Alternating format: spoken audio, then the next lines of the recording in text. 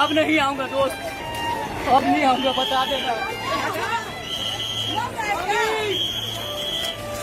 4 अक्षर के इस वाक्य में जो दर्द है, जो पीड़ा है, उसे दिल्ली के लुटियंस जोन में बैठे नेता नहीं समझ सकते, उस दर्द को महसूस नहीं कर सकते। देश में भले ही महिला आरक्षण को लेकर क्या कांग्रेस क्या बीजेपी, सभी एक दूसरे के खिलाफ आग उगल रहे हैं। प्रेस कॉन्फ्रेंस पर प्रेस कॉन्फ्रेंस आ रहा है, लेकिन जरा इस मजदूर की आवाज को सुनिए, उस आवाज के कंपन को महसूस कीजिए जब वो ये कहता है कि अब नहीं आऊंगा दोस्त, अब नहीं आऊंगा। हजारों की भीड़, सर पर बैग, हाथ में बोरे लिए हुए भागे जा रही है। दरअसल ये मजदूर है, मजदूर वही मजदूर जो किसी शहर को बनाते हैं, किसी देश को बनाते हैं। लेकिन मजदूरों की बात कौन कर सकता है?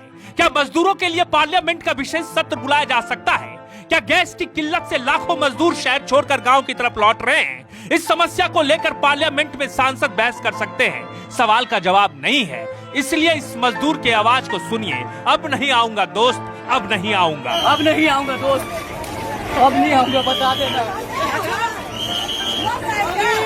जब ये मजदूर अपने घर से निकला होगा तो इसके आंखों में ना जाने कितने सपने होंगे। घर पे जो लोग इनके इंतजार कर रहे हैं वो भी ये सोचकर तसल्ली से रह रहे होंगे कि सूरत गया है मेरा बेटा, सूरत में मजदूरी करके घर का पालन पोषण कर रहा है। लेकिन जब ये मजदूर अपनी घर की तरफ लौट रहा है और ये कह रहा है कि अब नहीं आऊंगा दोस्त, अब नहीं आऊंगा, तो इस वाक्य के लिए कौन दोषी है, जरा उसके बारे में भी सोचिए। सूरत छोड़कर गांव लौट रहे मजदूर, रेलवे स्टेशन पर भीड़ ही भीड़ दिखाई दे रही है।